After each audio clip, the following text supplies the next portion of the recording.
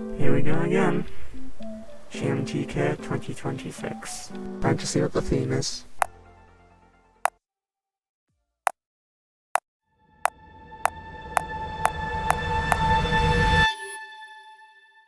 Unlike the other jams we've done, I wasn't all that excited when I originally saw the theme.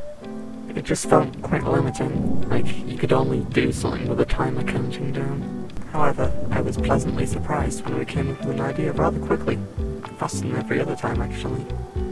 First thing that came to my mind was Toho Imperishable Night, a bullet hell where you have a limited amount of time to get to the final stage. When you die, you lose time. If you get good scores, you'll lose less time when passing through a stage. Since it's a jam, the idea would be just to make a single stage, where killing enemies would increase time and taking damage would decrease it, and the goal was to get to the boss without running out of time. Another idea was a very compact level, where you had a very small amount of time to get through it. However, you could collect items which would increase your time for future resets. Admittedly not the most unique idea, but we still thought it was interesting. The pieces of the puzzle came together when we thought of different ways countdown could be interpreted, so we thought that we would have the main villain of our game be the vampire Countdown. With our game idea decided, I started to work on the level layout. Whilst working on it, we decided that some things will reset while others will not. Namely, the keys you grab will be returned to their original spot and be taken from you, but the time you get increased will stay for every reset. Doors you unlock will stay that way between resets. This led to a focus of unlocking backtracking paths to allow you to get to certain keys quicker, so you had enough time to unlock other doors. On day 2, my goal was to get all of the mechanics working. I started with our movement tech, the adrenaline system.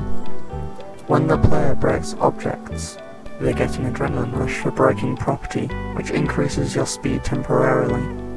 I added the standard keys and lock doors that you see in lots of games, as well as introducing one of our first enemies, the bat, although it's just a red orb right now.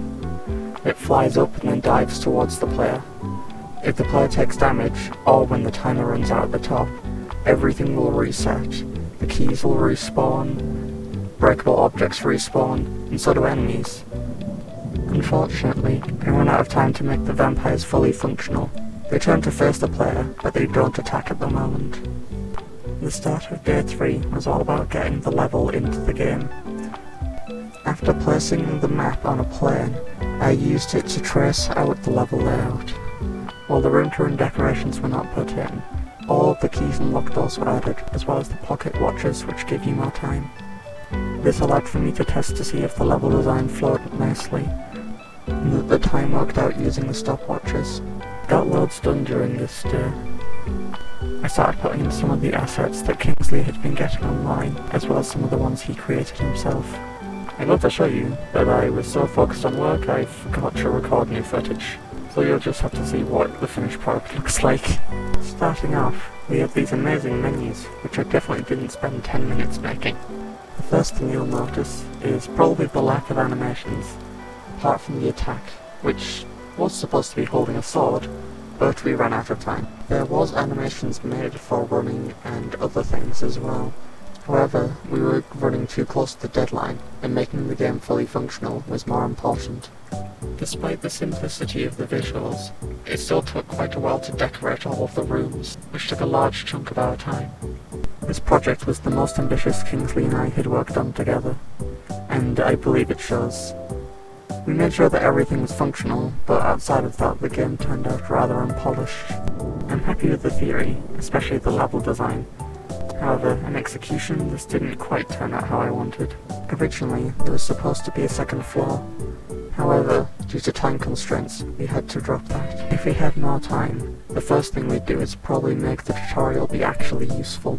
Maybe have some diagrams instead of just having a few bits of text. It may not have gone as well as I had hoped, but I'm so glad we did the jam. We had a good time, and I also learnt a bit about how to make top-down games, so it certainly wasn't a waste. At the last moment, I was able to get the Countdown boss fight working. It reuses the enemy's attacks. He shoots energy balls like the other vampires, but also has the ability to teleport every now and again. When he does, he leaves a bat in his place. least he's supposed to. It's a bit inconsistent. Upon completion, it'll tell you how many times you had to reset before beating the game. This gives a high score chasing element to the project. And that's everything. If you want to play the game, the link to the itch page is in the description as always. Lightning Crescent, signing off.